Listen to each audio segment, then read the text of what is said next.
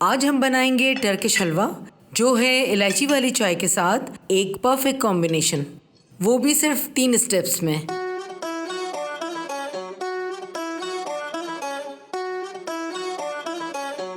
लेकिन इससे पहले हमारे चैनल को लाइक और सब्सक्राइब करना मत भूलिएगा।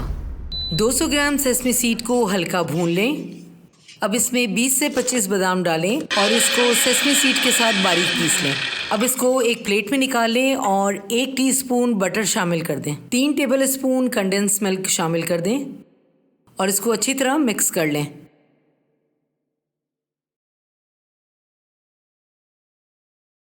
एक प्याले में बटर पेपर लगाएं, थोड़ा सा बादाम और पिस्ता डालें और हलवे को सेट कर दें।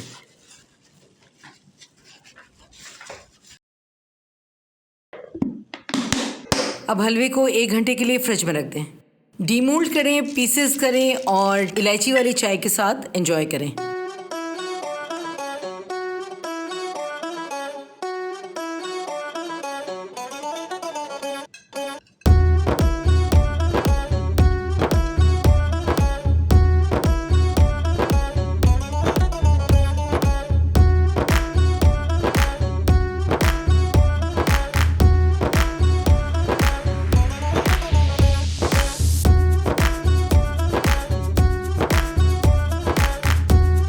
वीडियो पसंद आया हो तो लाइक और सब्सक्राइब ज़रूर कीजिए। अपना बहुत ख्याल रखें और अपने इस चैनल का भी।